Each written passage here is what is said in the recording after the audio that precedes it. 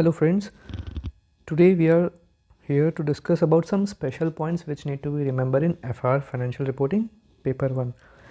Basically ये exam के last day पे कुछ कुछ चीज़ें होती है वो हम भूल जाते हैं या हम फटाफट कवर अप करना चाहते हैं. उसके लिए मैंने कुछ अपने नोट्स बनाए थे, एग्ज़ाम से एक दिन पहले मुझे काफ़ी हेल्प किए थे, तो एक बार डिस्कस कर लेते हैं. So Ind AS 16 is property plant and equipment. उसमें सबसे पहले जो बार्टर टाइप ट्रांजेक्शन है उसमें आइडेंटिफाइंग क्राइटेरिया कुछ डिफरेंट होता है. अगर if the transaction is having commercial substance तो पीपी को अपन रिकॉर्ड करेंगे either fair value of asset given up में, ठीक है. और अगर ये नहीं दिया हुआ तो फिर हम fair value of asset received and then अगर दोनों में से कुछ भी नहीं है तो W D V of asset given up लेंगे. मतलब क्या है, सबसे पहले fair value of asset given up, ठीक है. अगर वो नहीं है तो fair value of asset received, वो भी नहीं है तो फिर W D V of asset given up, ठीक है. तो ये हो गया fair value of given up. Fair value of asset received नहीं है तो W D V of assets given up. ये तो था वो जिसमें ट्रांजैक्शन जिसमें कमर्शियल सब्सटेंस होता है. अगर कमर्शियल सब्सटेंस नहीं हो तो लास्ट में जो अपन ने पढ़ा W D V of asset given up, ठीक है. W D V of asset given up. तो ये बार्टर टाइप ट्रांजैक्शन है. बार्टर टाइप ट्रांजैक्शन का एक स्पेशली मैंने अलग से वीडियो भी बना रखा है, वो देख सकते हैं. बिकॉज काफ़ी सारे इंडियाज़ में बार्टर टाइप ट्रांजैक्शन सिमिलर और डिफरेंट दोनों तरीके से हो सकते हैं, कहीं हम एग्जाम में कंफ्यूज ना हो जाए. इसके बाद में इंडियाज़ 21 में फॉरेन एक्सचेंज में क्या चीज़ इंपॉर्टेंट है. फंक्शनल करेंसी वो होती है जिसमें ट्रांजैक्शन रिकॉर्ड होते हैं.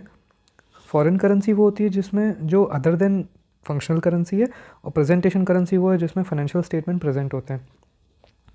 अब फॉरेन करेंसी में ट्रांजैक्शन कन्वर्जन कैसे करते हैं अपन. अगर इनिशियल रिकॉग्निशन है मतलब डेट ऑफ ट्रांजैक्शन के दिन है तो स्पॉट रेट पे, ठीक है. जब जिस भी दिन का ट्रांजैक्शन कर रहे हैं उसका स्पॉट रेट हो जाएगा. अगर वो कोई सब्सिक्वेंट रिकॉग्निशन है, if it is subsequent recognition, ये तो हो गई इनिशियल रिकॉग्निशन की बात. इसके आगे आते हैं अगर हम सब्सिक्वेंट रिकॉग्निशन मतलब कि बैलेंस शीट डेट पे, तो जो मॉनेटरी आइटम होते हैं उसको क्लोजिंग रेट पे लेंगे. नॉन मॉनेटरी आइटम होंगे अगर वो हिस्टोरिकल कॉस्ट पे लिए हुए थे तो हिस्टोरिकल रेट ले लेंगे. और अगर कोई फेयर वैल्यू वाला है तो उसको rate on date when fair value is determined, ठीक है. अब ट्रांसलेशन कैसे करते हैं. अगर कोई कंसोलिडेशन हम कर रहे हैं तो जो भी इनकम एंड एक्सपेंसेस होगी उसको rate on date of transaction लेते हैं. तो उसके केस में अपन क्या ले लेते हैं, एक सिंप्लिसिटी के लिए एवरेज रेट ले लेंगे, ठीक है. और एसेट्स एंड लाइबिलिटीज़ होती है उसको अपन क्लोजिंग रेट पे ले लेंगे, ठीक है. दोनों मॉनेटरी और नॉन मॉनेटरी दोनों आइटम्स के लिए. इक्विटी कैपिटल के लिए क्या होगा, डेट ऑफ एक्विजिशन के लिए जो भी रेट रहती है वो. रिजर्व्स में अगर प्री एंड पोस्ट दो तरह के होते हैं बिकॉज अपन कंसोलिडेशन कर रहे हैं, तो जो डेट ऑफ एक्विजिशन होता है तो प्री रिजर्व के अंदर डेट ऑफ एक्विजिशन की रेट ले लेंगे और पोस्ट रिजर्व के अंदर ले लेंगे अपन एवरेज रेट, ठीक है. और एफ सी टी आर बनाना है तो मतलब हमेशा ये पोस्ट कॉम्बिनेशन में ही जाता है जब ये पेरेंट्स है एन सी आई बोथ के लिए है, ठीक है. समरी क्या है इसकी, average rate for income and expenses and post acquisition reserves, ठीक है. और डेट ऑफ एक्विजिशन वाली रेट कब लेंगे, इक्विटी कैपिटल के केस में और प्री एक्विजिशन रिजर्व के केस में. क्लोजिंग रेट कब लेंगे, asset and liability for both monetary and non monetary. Foreign exchange यही खत्म होता है. इसके नीचे चलेंगे India's 102 share based payments. Measurement करना है अगर एम्प्लॉय एसबीपी है तो fair value of shares options given up, ठीक है. और गुड्स एंड सर्विसेज है अदर देन एम्प्लॉयज़ तो फर्स्ट प्रेफरेंस अपन देंगे fair value of good received. और अगर वो नहीं है तो fair value of shares and options given up. मतलब ये बार्टर तो नहीं है लेकिन आप बार्टर वाले में देखेंगे तो कुछ उस टाइप का ही दिखता है कि अगर वो एम्प्लॉय शेयर बेस्ड पेमेंट है तो उसमें अपन ले लेंगे fair value of shares and options given up. लेकिन अगर वो किसी गुड्स एंड सर्विसेज का मामला है मतलब कि जो एम्प्लॉय एसबीपी नहीं है तो उस केस में अपन fair value of goods and services receive है मतलब जो आया उसके लिए. और अगर वो नहीं दिया हुआ तो fair value of shares and option उस दिन जो होता है उस हिसाब से ले लेंगे. ये भी खत्म होता है. 103 लेंगे बिजनेस कॉम्बिनेशन. उसमें फर्स्ट होता है स्टेप अप, मतलब तीन तरह के होते हैं ना अपने इसमें. स्टेप अप एक्विजिशन हो गया, उसमें अपन सबसे इंपॉर्टेंट चीज़ क्या होती है स्टेप अप एक्विजिशन में ना, जो एग्जिस्टिंग इन्वेस्टमेंट होती है उसको इंक्लूड करते हैं. मतलब फॉर एन एग्जांपल अभी आपने 10% लिया हुआ था, उसके बाद में 30% ले लिया और उसके बाद में सपोज 20% ले लिया. टोटल करेंगे आप तो 50-60% हो रहा है. तो अब जब आप ये लास्ट 20% ले रहे हैं तो इस हिसाब से आपका क्या है 50% से प्लस हो रहा है ना. तो ऐसे केस में आपको 30+10 जो है, जो एग्जिस्टिंग 40% है उसको आपको एग्जिस्टिंग इन्वेस्टमेंट में दिखाना पड़ेगा. मतलब इसको परचेस कंसिडरेशन में इंक्लूड करना पड़ेगा. ये कहने का मतलब इसका स्टेप अप एक्विजिशन में कभी कभी हम ये चीज़ मिस कर देते हैं. कंटिजेंट कंसिडरेशन में क्या रहता है, it should be taken as a part of PC on acquisition date at fair value. इसके आगे देखेंगे हम contingent consideration. It should also be taken as a part of PC on acquisition date and at fair value. नीचे चलेंगे ESOP at business combination. मतलब कि जिस दिन अपना बिजनेस कॉम्बिनेशन हुआ उस दिन हम ESOP का पोजीशन कैसे देखेंगे। तो fair value of replacement award क्या रहना चाहिए अगर प्री कॉम्बिनेशन में है, मतलब प्री कॉम्बिनेशन में क्या जाएगा, तो प्री कॉम्बिनेशन में एलोकेशन कैसे करेंगे अपन। जो फेयर वैल्यू जो था ओरिजिनल अवार्ड सपोज 100 रुपये था, तो अगर वो ओरिजिनल अवार्ड था हमारा ऑन एक्विजिशन डेट, उसके ऊपर हमारा कंडीशन था वेस्टिंग पीरियड सर्व्ड, तो मतलब सपोज अपन ने 4 साल वेस्टिंग पीरियड ऑलरेडी दे दिया और सपोज टोटल वेस्टिंग पीरियड 5 साल था, ठीक है, लेकिन रिवाइज वेस्टिंग पीरियड के हिसाब से वो 6 साल होना चाहिए। तो हम लोग को क्या करना है, ओरिजिनल जो कि 5 साल था और रिवाइज है अगर 6 साल, तो हमें जो हायर होगा इसमें से उसको लेना है, तो इट शुड बी 4/6। तो जो भी इसका आंसर आएगा उसको अपन प्री कॉम्बिनेशन में ले लेंगे और जो भी बाकी का जो बैलेंसिंग फिगर बचेगा उसको अपन पोस्ट कॉम्बिनेशन में ले लेंगे, ठीक है। इसके आगे अपन चलते हैं कैलकुलेशन ऑफ NCI। तो NCI को अपन एक्विजिशन डेट पे कैसे लेंगे, 2 मेथड से होगा। It can be measured on acquisition date. First is fair value of NCI, मतलब कि एक तो किस पे होगा, मार्केट प्राइस या fair value if given in question, ठीक है। सबसे पहला प्रेफरेंस उसमें ले लो अपन, जैसे मार्केट प्राइस दिया हुआ था सपोज 10 एंड NCI शेयर्स थे सपोज 40%, तो जो भी टोटल होगा शेयर्स का उसका 40% निकाल के NCI शेयर्स हो जाएगा और उसको मल्टीप्लाई कर देंगे मार्केट प्राइस ऑफ शेयर से, वो जो भी रहा वो आपका फेयर वैल्यू हो जाएगा NCI का। पहला क्वेश्चन ही हो गया, पहला अपना ऑप्शन ही हो गया। दूसरा ऑप्शन ये रहता है PNI मेथड, मतलब proportionate net asset value method. इसमें जो भी रहेगा NCI का स्टेक, सपोज अपने ऊपर वाले एग्जाम में 40% NCI का स्टेक था, उसमें से अगर हम लोग टोटल नेट असेट जो अपन निकालते हैं ना परचेस कंसिडरेशन के बाद में, तो जो नेट असेट निकलता है एक्विजिशन डेट के दिन उसका जो भी फेयर वैल्यू रहा, तो उसको हम लोग NCI स्टेक से निकाल देंगे, जितना भी नेट असेट रहेगा उसमें प्रोपोर्शनेट ले लेंगे। तो अपना ये स्पेशल गाइडलाइंस ये है कि इन एग्जाम में अपने को ना प्रोपोर्शनेट NAV मेथड यूज़ करना है अनटिल अनलेस फेयर वैल्यू और मार्केट प्राइस NCI का दिया हो। वापस देखेंगे अगर दोनों में डिफरेंस क्या होता है, तो जो अगर फेयर वैल्यू ऑफ NCI अगर दिया हुआ है तो उसमें तो अपन फुल गुडविल मेथड ले रहे हैं और प्रोपोर्शनेट NAV के अंदर अपन देखेंगे कि पार्शियल गुडविल मेथड है, ठीक है। इसके बाद में जाएंगे कंसोलिडेशन ऑफ सब्सिडरी के अंदर, Ind AS 110। बेसिकली इसका अकाउंटिंग फ्रेमवर्क का मतलब है कि 3 टाइप से कंसोलिडेशन हो सकता है। One is full consolidation method, second is proportionate consolidation method, third is equity method. Full consolidation तो कब करते हैं, जब हमारे पास कंट्रोल है और पूरा सब्सिडरी अपने पास आ गया, अपने पास पूरा कंट्रोल है। प्रोपोर्शनेट कब लेंगे, जब जॉइंट ऑपरेशन की बारी आती है, और इक्विटी कब लेंगे, जब जॉइंट वेंचर और एसोसिएट की बारी आती है। आई होप आपको जॉइंट ऑपरेशन एंड JV के बीच में डिफरेंस पता होगा। नीचे जाएंगे, फुल कंसोलिडेशन मेथड में क्या होता है, from date of acquisition of control to losing of control, ठीक है। लाइन बाय लाइन कंसोलिडेशन करना है, पेरेंट की एलिमिनेट करनी है इन्वेस्टमेंट अगर वो स्टेप अप रहेगा तो, और NCI है जो कि जो भी एट्रीब्यूटेबल टू पेरेंट है उसमें, और रिजर्व्स देख लेंगे अपन प्री एंड पोस्ट, खत्म हो गया। प्रोपोर्शनेट मेथड में क्या करेंगे, all assets and liability income and expenses are added based on their agreed proportion. Equity method में क्या करेंगे, assets liabilities not taken over adjustment with investment account, सिर्फ एक इन्वेस्टमेंट अकाउंट बनाना है, पूरा असेट लाइबिलिटीज उसमें एडजस्ट हो जाएगा। ये भी खत्म इधर। अभी नीचे आएंगे, Ind AS 115 में revenue from contract with customer. As we say revenue is the important part of business, सबसे इंपॉर्टेंटली रेवेन्यू देखा जाता है, इसलिए अपन बोल सकते हैं Ind AS 115 is very important. Even in my interview I have faced questions from Ind AS 115 and 116 especially. So there is 5-step model. In that, first is identify contract, second is identify performance obligation, third is identify transaction price, fourth is allocate transaction price and fifth is recognize revenue. मतलब ये कि सबसे पहले आपको देखना है कि वो कॉन्ट्रैक्ट है कि नहीं, ठीक है। और अगर कॉन्ट्रैक्ट आपने देख लिया तो उसमें आपको ये देखना है कि परफॉर्मेंस ऑब्लिगेशन है कितने, वो भी पता चल गया। अब देखो कि ट्रांजैक्शन प्राइस क्या है, ठीक है। अब ट्रांजैक्शन प्राइस भी पता चल गया। अब आपने यहाँ पे जितने परफॉर्मेंस ऑब्लिगेशन देखे, अगर वो एक या मल्टीपल है, तो इस ट्रांजैक्शन प्राइस को अपन को क्या अलोकेट करना पड़ेगा इन परफॉर्मेंस ऑब्लिगेशन में, ठीक है। और सब कुछ होने के बाद में then we can say now we can recognise the revenue, और रेवेन्यू रिकॉग्निशन के भी अलग स्टेप्स हैं। अभी देखेंगे नीचे कॉन्ट्रैक्ट क्या होता है, मतलब it should be in approved terms, right should be identified, payment term should be identified, it must have in commercial substance, and सबसे importantly ये है there may be a probably consideration will be collected, मतलब आपके पास probable होना चाहिए कि consideration आप collect कर लोगे। अगर येस तो ठीक है, नहीं तो आपको रेवेन्यू रिकॉग्नाइज करना ही नहीं है। अगर ये 5 क्राइटेरिया भी मीट नहीं कर रहे हैं तो आप नहीं बोल सकते कि ये कॉन्ट्रैक्ट है, so it is not a contract. इसमें एक एक्सेप्शन सिर्फ ये है, अगर नॉन रिफंडेबल कंसिडरेशन रिसीव हुआ है और आपका कोई भी उसमें परफॉर्मेंस ऑब्लिगेशन आउटस्टैंडिंग नहीं है, मतलब सपोज लो आप उसको पैसे को आपको फॉरफिट ही करना है, आपका कोई परफॉर्मेंस ऑब्लिगेशन नहीं है, इस केस में आप कर लो, वरना ये कोई कॉन्ट्रैक्ट नहीं है, ठीक है। दूसरा है ट्रांजैक्शन प्राइस क्या है, तो मतलब ट्रांजैक्शन प्राइस जो है वो अपने को तो एवरी बैलेंस शीट डेट उसको रीअसेसमेंट करना ही पड़ेगा। इसमें बेसिकली क्या होता है, वेरिएबल कंसिडरेशन आपको पहले देखना पड़ता है। ये दो तरीके से आता है, एक्सपेक्टेड वैल्यू मेथड एंड दूसरा होता है most likely value method. Expected value method में क्या होता है, there is a range of outcome, तो सिग्मा पी एक्स अपन करते हैं। मतलब सपोज कि इस प्राइस का 10% प्रोबेबिलिटी है, इस प्राइस का 15%, इस प्राइस का 10%, इस प्राइस का ऐसा ऐसा करके अपन सिग्मा पी एक्स करके, और अगर ऐसा नहीं है तो दूसरा होता है मोस्ट लाइकली वैल्यू मेथड। इसमें सिर्फ आपके पास दो ही आउटकम होंगे, आइदर येस और नो। मतलब अगर दो प्राइस दिए हुए हैं, सपोज 10 एंड 15, और उसमें अपने को दिया हुआ है देयर इज़ मोर लाइकली कि यहाँ पे 10 का प्राइस होगा, तो you have to take that. एक पेनल्टी का भी इसमें बहुत बड़ा रोल है। अगर कोई प्रोटेक्टिव पेनल्टी है तो उसको इंक्लूड नहीं करना है, और अगर कोई दूसरी पेनल्टी है तो it should be included in transaction price. Transaction price का रिवर्सल कब होगा कब नहीं होगा, it includes only if reversal is not highly probable and it excludes only if reversal is highly probable. दूसरा देखेंगे सिग्निफिकेंट फाइनेंसिंग कंपोनेंट, मतलब कि इसमें कभी भी इंटरेस्ट वाला एलिमेंट भी आ सकता है। तो इसमें दो चीज़ें देखनी है, गैप अगर 12 महीने से ज़्यादा है, और देखना है कि अगर कोई एक्सेप्शंस कवर्ड है कि नहीं। एक्सेप्शंस में क्या क्या हो सकता है, अगर कोई रिटेंशन मनी है, सपोज़ किसी कॉन्ट्रैक्टर के साथ काम किया तो 100 रुपये का उसका बिल बनता है, अपन उसको 90 ही देते हैं, 10 रिटेंशन के लिए रखते हैं कि भैया काम सही से करा है कि नहीं करा है। दूसरा है कि एडवांस बाय कस्टमर ही है, अगर अपना कोई प्रीपेड सिम कार्ड ओनर है तो वो तो एडवांस ही देता है ना प्रीपेड के लिए, तो वो चलेगा, उसमें कोई दिक्कत नहीं है। तीसरा होता है वेरिएबल बेस, मतलब कि सेल्स बेस रॉयल्टी।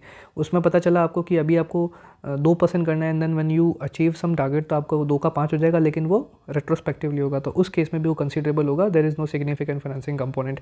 अगर ऐसा कुछ है, अगर उसमें सिग्निफिकेंट फाइनेंसिंग कंपोनेंट आ जाता है तो अपने को डिस्काउंटिंग रेट रूट करना पड़ेगा, अप्लाई करना पड़ेगा। लेकिन उसमें भी क्या होता है, फर्स्ट प्रेफरेंस अपन देंगे IBR, मतलब इंक्रीमेंटल बोरोइंग रेट, और अगर नहीं आता है तो इंटरनल रेट ऑफ रिटर्न, तो इसमें डिस्काउंटिंग कंपोनेंट ले लेंगे अपन। ठीक है। नॉन कैश ट्रांजैक्शन, अगेन ये बार्टर वाला ट्रांजैक्शन है। दो चीज़ें हैं, lacks commercial substance, has commercial substance. सबसे सिंपल होता है इसके अंदर, अगर if there is any lack in commercial substance, भैया हो ही नहीं सकता रेवेन्यू रिकॉग्नाइज, छोड़ दो, बात ही मत करो आगे। अगर कमर्शियल सब्सटेंस है तो फर्स्ट प्रेफरेंस अपन देंगे fair value of consideration received, मतलब जो इनकमिंग है। अगर वो नहीं होता तो stand on selling price of goods and services given up, मतलब कि जो आया पहला वो, और अगर नहीं तो जो दिया वो। आगे चलेंगे, अलोकेशन ऑफ, ये स्टेप 3 है ना, allocation of transaction price, step 4 है। फर्स्ट अपन ने देख लिया था कॉन्ट्रैक्ट, सेकेंड अपन ने देख लिया था परफॉर्मेंस ऑब्लिगेशन, थर्ड अपन ने देख लिया था ट्रांजैक्शन प्राइस, एंड फोर्थ अपन देख रहे हैं अलोकेशन कैसे करना है परफॉर्मेंस ऑब्लिगेशंस के बीच में। फर्स्ट, जैसा कि मैंने आपको बताया, सेकंड स्टेप में अपन ने जितने भी परफॉर्मेंस ऑब्लिगेशन आइडेंटिफाई करे उस हिसाब से एलोकेशन होना जरूरी है। कैसे होगा, स्टैंडअलोन सेलिंग प्राइस लेके, मतलब अगर किसी का 10 है, किसी का 20 है, तो ऐसा 30 है, तो ऐसे ये जैसे भी 3 परफॉर्मेंस ऑब्लिगेशन हो गए, उस हिसाब से अपने को एक एक का SSP लेके इसको देखना पड़ेगा कि ट्रांजैक्शन प्राइस किस तरीके से अपने को इसमें एलोकेट करना है। लेकिन इसमें एक एक्सेप्शन है, अगर उसमें डिस्काउंट या वेरिएबल कंसिडरेशन है। अब देखेंगे कि स्टैंडअलोन सेलिंग प्राइस होता क्या है, स्टैंडअलोन सेलिंग प्राइस निकालते कैसे हैं। उसमें भी 4 तरीके से आप देख सकते हैं। फर्स्ट इज़ ऑब्जर्वेबल, मतलब मेरा क्या दाम है, सीधा सीधा, मतलब मैं 10 में बेचता हूँ तो मुझे उसको 10 मान के चलना है। अब मुझे मेरा दाम मालूम नहीं है मान लो, तो मार्केट के हिसाब से देख लेंगे कि भैया अगर मेरा कोई पड़ोसी है, मेरा कोई कॉम्पिटिटर है, तो अपन उसका देख लेंगे कि वो इसको कितने में बेच रहा है, तो वो प्राइस भी अपन ले सकते हैं, that is standalone selling price. अगर वो भी नहीं है तो कॉस्ट प्लस मार्जिन, मैंने कहा भैया अगर 10% का इसमें मैं मुनाफा रखता हूँ और ये मेरे को 10 रुपये में आया हुआ, तो अपन इसको 11 पकड़ के चलते हैं, ठीक है। और अगर कुछ भी नहीं दिया हुआ तो भैया फाइनली रेसिडुअल वैल्यू बचता है, मतलब सब काट के हाथ में कितना बचा, मतलब सब छोड़ दो, सब एक्सपेंसेस सब निकाल दिया, बचा मेरे हाथ में जितना भी, वो मेरा रेसिडुअल वैल्यू, मतलब हाथ में जो भी काट कटा के जो बचा वो मेरा रेसिडुअल वैल्यू मेथड हो जाएगा। लेकिन ये कब यूज़ करना है, only if there is a broad range of SSP for same product, ठीक है। एंड सेकेंड इज, इस SSP ने, मतलब इस सेलर ने इसको कभी भी बेचा नहीं है SSP पे। की पॉइंट्स रहेंगे इसमें, केवल रेसिडुअल के लिए बोलेंगे अपन कि allocate discount before residual approach in each standalone selling price. Second is value derived under residual average is balancing figure should be within broad range. If it is not within broad range then residual income approach is not suitable, alternative approach need to apply. मतलब ऊपर आपने discount दे दिए, उसके बाद में आपने SSP के अंदर इसको बांटा रेसिडुअल अप्रोच को, तो अपन ने यहाँ पे क्या बोला था कि यहाँ पे ब्रॉड रेंज होती है, ठीक है। अब अगर वो SSP सब, अगर वो अलोकेशन जो है अगर वो ब्रॉड रेंज में नहीं आ रहा है, तो अपन बोल सकते हैं कि ये वैल्यू, कि ये जो मेथड है ना वो सूटेबल नहीं है, अपने को कुछ और अप्रोच से इसका आंसर निकालना पड़ेगा। फाइनली आते हैं स्टेप 5 पे, रेवेन्यू रिकॉग्निशन, मतलब कि ट्रांसफ़र ऑफ कंट्रोल अगर है, अगर वो over of period of time है या at a period of time है। मतलब अपन ने इसमें क्या 3 क्राइटेरिया बना रखे हैं ABC। अगर वो तीनों क्राइटेरिया में मैच होता है तो वी कैन से कि revenue should be recognised over a period of time. और अगर वो तीनों क्राइटेरिया में फिक्स नहीं होते तो we can say revenue should be recognise at a point of time. मतलब एक ही बार में आप एक सिंगल पॉइंट पे आप पूरा रेवेन्यू रिकॉग्नाइज कर लो।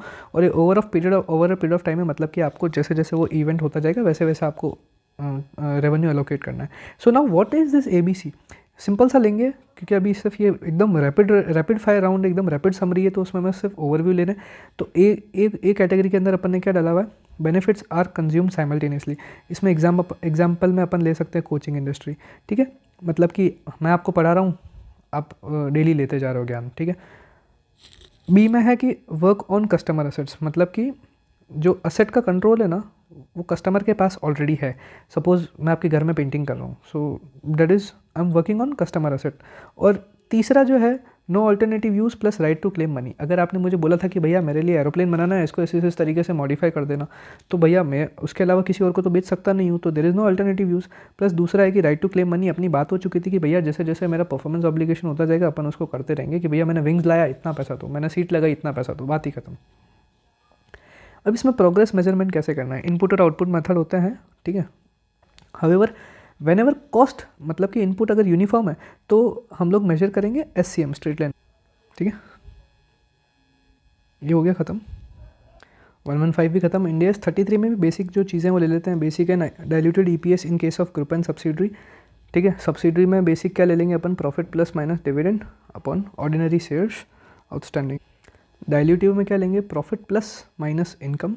एंड डिनोमिनेटर में अपन लेंगे outstanding shares plus warrants plus converted shares. Bonus factor इसमें रहेगा share pre bonus plus bonus upon shares pre bonus.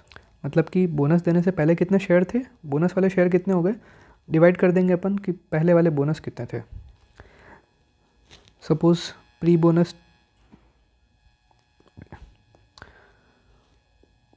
Suppose pre bonus 10 थे, 1:10 का बोनस दिया हुआ है, तो बोनस 1 मिल गया 10 के पीछे, और प्री बोनस थे अपने पास 10, तो we can say 11/10, so we can say bonus factor is 1.1। ठीक है, सब्सिडरी वाला हो गया। अभी कंसोलिडेटेड EPS देखेंगे, बेसिक कैसे निकालेंगे, अपना खुद का प्रॉफिट क्या है वो, साथ में लेंगे अपन basic EPS of subsidiary into shares held by parent. मतलब कि अगर सब्सिडरी का EPS अगर 10 आया पर शेयर, ठीक है, और अगर कंसोलिडेशन में अगर अपने पास सपोज 60% ओनरशिप है ऑफ जितना भी शेयर होल्डिंग है इसका, मतलब टोटल शेयर्स कितने हैं सब्सिडरी के, उसमें 60% अपनी ओनरशिप है, तो नंबर ऑफ़ शेयर्स आ जाएंगे, उसको आप EPS से मल्टीप्लाई कर लो तो आपको पता चल जाएगा कि आपको आपकी सब्सिडरी में कितना प्रॉफिट आने वाला है। ठीक है, या उसकी कितनी अर्निंग आपके पास आने वाली है। तो खुद की अर्निंग के साथ उसकी अर्निंग को मैच कर दिया। और सपोज़ अगर अपने पास कोई प्रेफरेंस शेयर्स भी हैं सब्सिडरी के, ठीक है, पेरेंट के पास अगर कोई प्रेफरेंस शेयर्स भी हैं सब्सिडरी के, तो प्रेफरेंस शेयर्स के सामने अगर कोई डिविडेंड मिला होगा तो उसमें भी कर लो, बिकॉज वो भी अपनी इनकम ही है। उसके अलावा अपन कर देंगे इसको डिवाइड कर लेंगे outstanding number of shares in parent company, तो उससे अपना बेसिक EPS आ जाएगा, पेरेंट कंपनी का बेसिक EPS। डाइल्यूटेड EPS निकालना है, बहुत ध्यान से सुनना। इसमें खुद का प्रॉफिट, अब ऊपर अपन ने क्या किया था, बेसिक EPS, नीचे अपन क्या कर रहे हैं, diluted EPS of subsidiary into number of shares held by parent. अब वो 3 तरीके से ले सकता है, ओरिजिनल भी है, वारंट भी है, और कन्वर्टेबल शेयर्स भी हैं। समझ में आया, तब जाके डाइल्यूशन बनता है। जैसा अपन इंडिविजुअल डाइल्यूटेड का शेयर का EPS अगर अपन निकालते हैं तो उसमें जो अपन करते हैं, इसीलिए अपन बोलते हैं कि इसमें अपन बेसिक EPS ना लेके डाइल्यूटेड EPS ले लेंगे, और नंबर ऑफ शेयर्स 3 तरीके से आ जाते हैं इसमें, ओरिजिनल वाले भी आ जाएंगे, वारंट वाले भी आ जाएंगे, और कन्वर्टेबल शेयर्स भी आ जाएंगे। वापस नीचे एक ट्विस्ट है कि आउटस्टैंडिंग शेयर्स कौन से वाले, डाइल्यूटिव वाले, तो इससे आप पता लगा लेंगे diluted shares in case of consolidated EPS। तो ये भी ख़त्म। इसके बाद हम आ जाएंगे इंड AS 109 फाइनेंशियल इंस्ट्रूमेंट्स। उसमें पहले देखेंगे मॉडिफिकेशन का ट्रीटमेंट किस तरीके से करना है। 2 हो सकते हैं, अगर डिफरेंस है, अगर विद इन 10% है, या फिर डिफरेंस जो है वो इक्वल टू 10% है या उससे ज़्यादा है।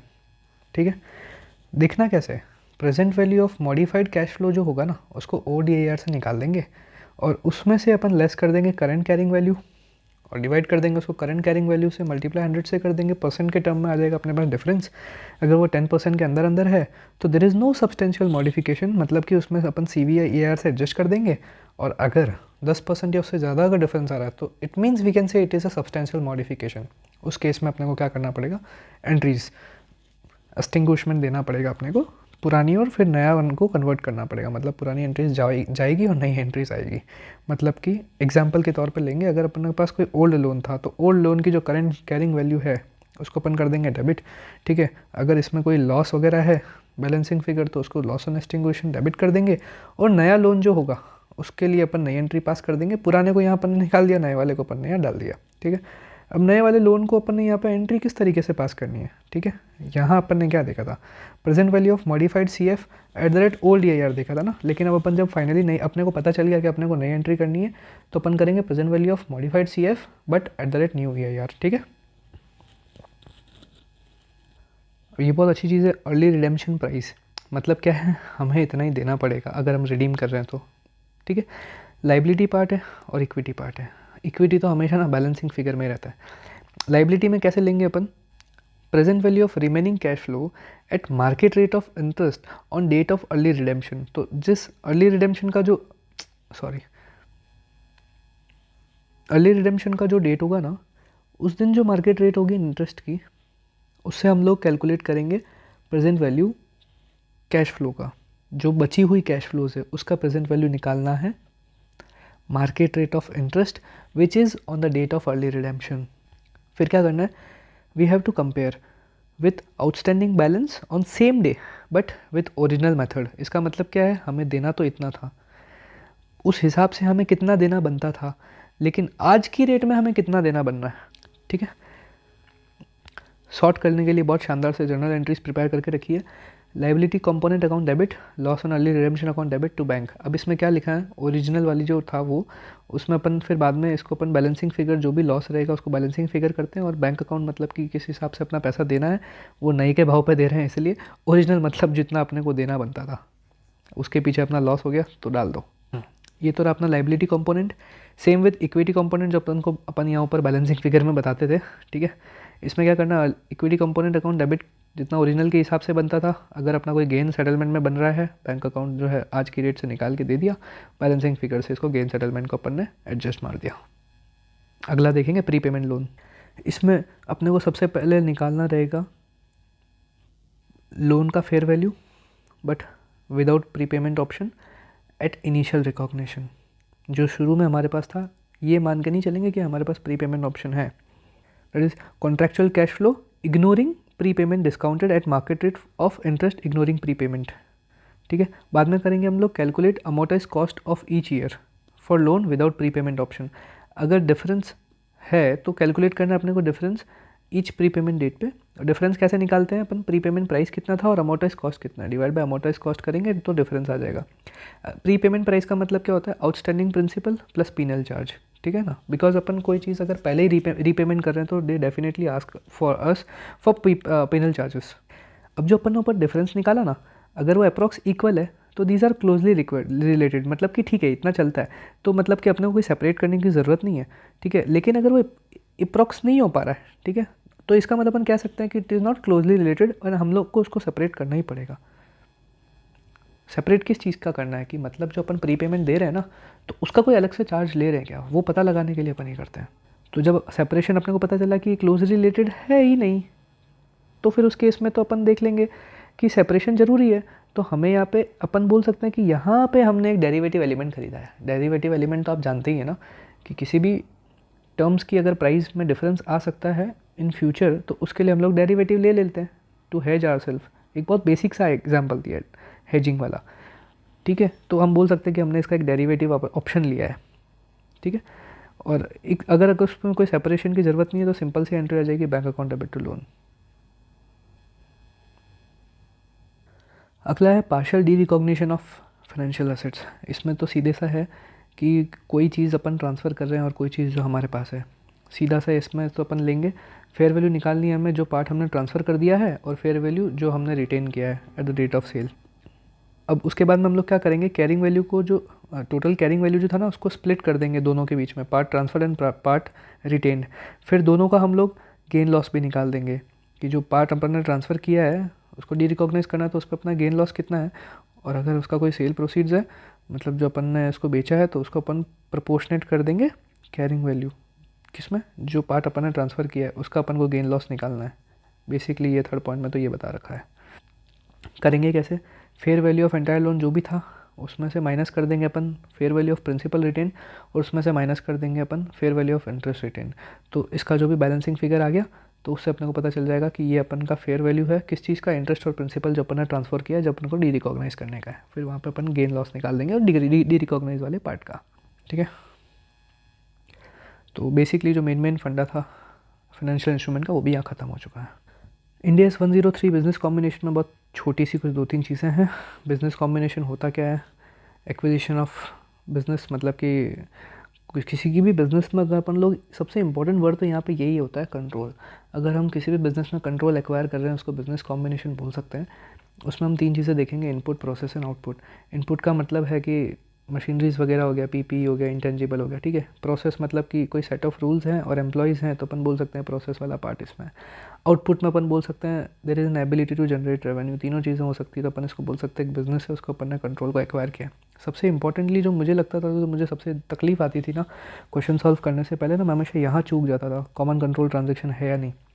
तो before solving any question please check for any common control transaction if it is there, because common control transaction का एकदम अलग तरीके से सॉल्वेशन होता है। या फिर if there is any reverse acquisition, ये चीज़ आप पहले पता कर लो तो आपको पता चल जाएगा एग्जैक्टली आपको क्वेश्चंस करना कैसे है, वरना आप क्या कितनी बार कंफ्यूज हो जाओगे। क्योंकि अगर कॉमन कंट्रोल ट्रांजेक्शन आएगा तो आप बोलोगे यार भाई क्या हो गया या फिर रिवर्स एक्विजिशन आया तो आपको एकदम से समझ में नहीं आएगा कि क्या हो गया, बिकॉज उसमें अकाउंटिंग के टर्म्स में अलग होता है और लीगल के टर्म्स में अलग होता है। तो मोस्टली मेरी तरफ से तो यही इनपुट था। आई होप कुछ तो हेल्प किया होगा, या काफ़ी सारी चीज़ें जो लास्ट मोमेंट पे एकदम कवर कर सकते हैं मैंने पूरा कोशिश किया, बिकॉज सबसे ज़्यादा मुझे इन चीज़ों में प्रॉब्लम आ जाती थी। मना जनरल सी टर्म्स है, बट मुझे कहीं ना कहीं इधर प्रॉब्लम आ जाती थी, इसलिए मैंने सोचा आप लोगों के साथ भी शेयर कर लूँ। 100 में से एक को तो ज़रूर फ़ायदा आएगा इसमें। Thank you very much and all the best for examinations.